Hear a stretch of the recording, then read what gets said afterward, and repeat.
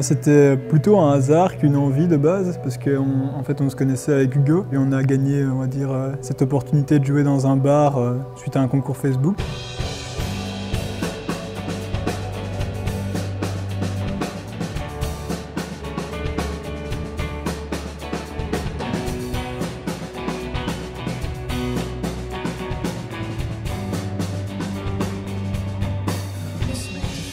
On a recruté Clara d'abord, qui est venue faire le chant aussi avec moi et les synthés. Quelques mois après, Noé est venu faire les batteries. Depuis, on est dans cette formation-là à 4 et on est assez confortable. On ne vient pas du même domaine vraiment au départ, donc on a vraiment découvert chacun la musicalité de l'autre et c'est comme ça qu'on est parti un peu sur un terrain sans savoir où on allait trop. On n'a jamais fait une réunion pour se dire on va jouer ce style de musique-là.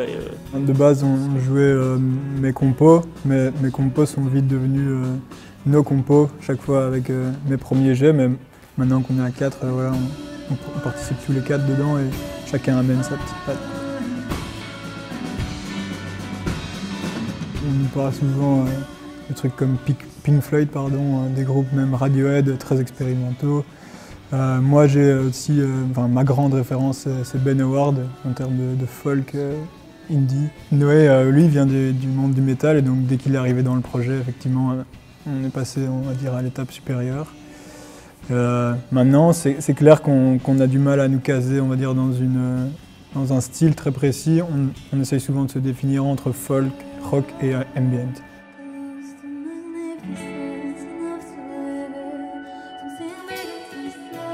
Ça commence toujours par Sam qui propose des paroles, un début de parole, une instrumentale, souvent à la guitare.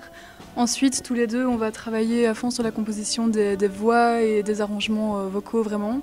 Et puis, c'est tous les 4 qu'on travaille tous ensemble pour vraiment la partie live et accorder chaque style et chaque idée différente qu'on a pour faire quelque chose de cohérent par rapport à nos envies à tous. Et il y a toute cette partie où chacun cherche un peu chez soi et puis on se met ensemble. Et puis d'autres moments où ils font des répétitions rien que pour les voix, ou d'autres moments où on fait des répétitions sans mémoire rien que les guitares, ou juste des arrangements batterie. Donc voilà, c'est parfois tous ensemble un gros brainstorming et parfois aussi par petits groupes de 2 pour faire évoluer telle ou telle chose précisément. On ne fiche pas très vite le morceau, habituellement on a une première ébauche, puis on la répète, on la joue, etc. Et on laisse même une petite marge de création à l'enregistrement. L'autre fois, Hugo est venu à la maison, on a fait des guitares et on s'est rendu compte qu'il y avait un truc très chouette qu'on n'avait pas encore, on l'a rajouté et voilà, maintenant je pense qu'on jouera, on essayera de l'intégrer au live et voilà, ça évolue jusque là, jusqu'à l'enregistrement.